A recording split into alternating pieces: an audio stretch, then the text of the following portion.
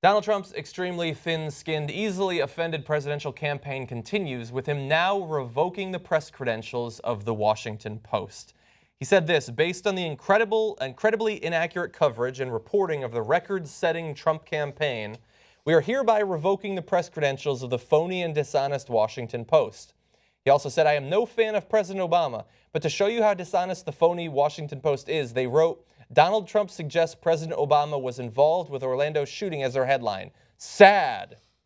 Now, you can say, and I would agree, that is a clickbaity title, and it's not 100% what Donald Trump said, but Donald Trump 100% tried to imply that President Obama supports acts of terrorism against the United States.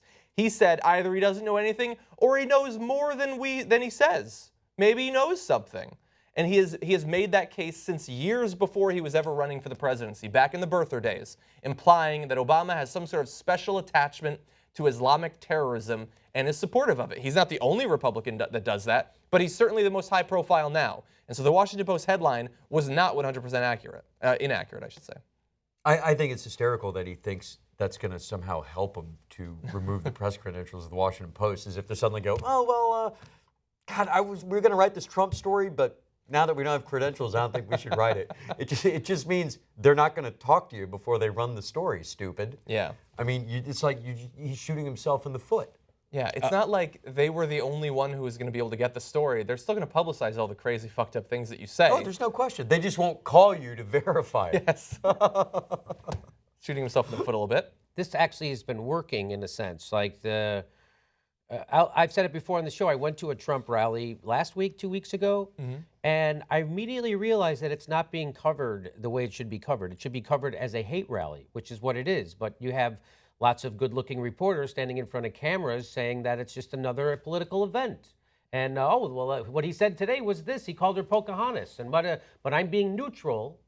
So. I wish it would be nice if they did, the Huffington Post, every time they cover Donald Trump, they end with Donald Trump is a race-baiting, xenophobic racist who incites violence, and it's like, hey, by the way, this is who this is. Why do you think other newspapers don't do that? Like, what don't like? I think that they're getting better at it now. It's only taken them a year for the last 6 months.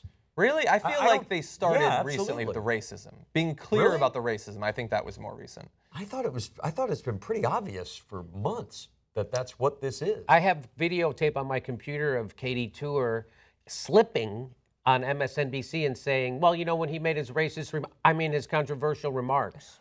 I have that video on my computer. Yeah. So that's what I'm talking about. When I was at the Trump rally, it was gross. They're all chanting, build that wall. When you're in a stadium or whatever, and there's thousands of people chanting, build that wall, and they're all white. That's horrifying.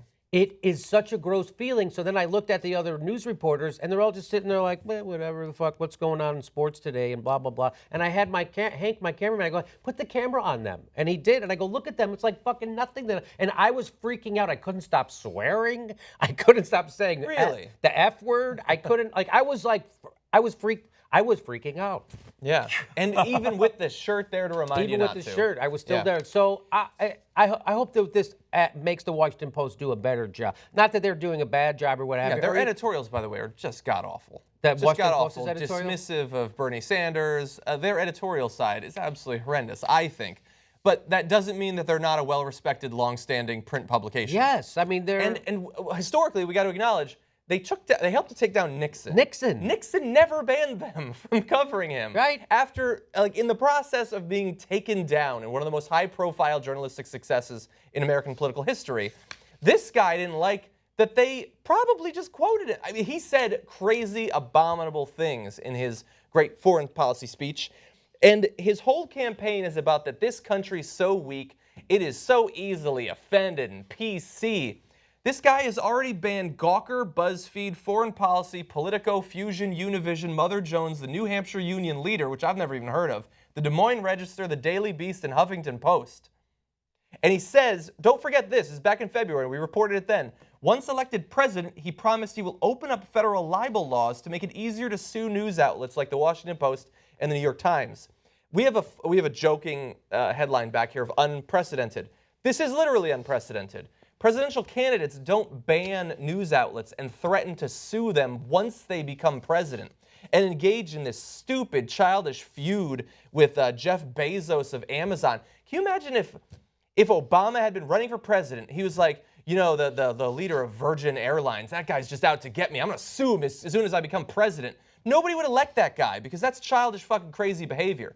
But this guy is combining childish irrationality and thin-skinnedness with an anti-press atmosphere that we haven't had in America, I don't think ever. Even under George W. Bush, they never banned access from the press in the way that he's already threatening to do before he has any real power. Can you imagine, once he actually has power, how far he'll be willing to go to demonize and to block out the media?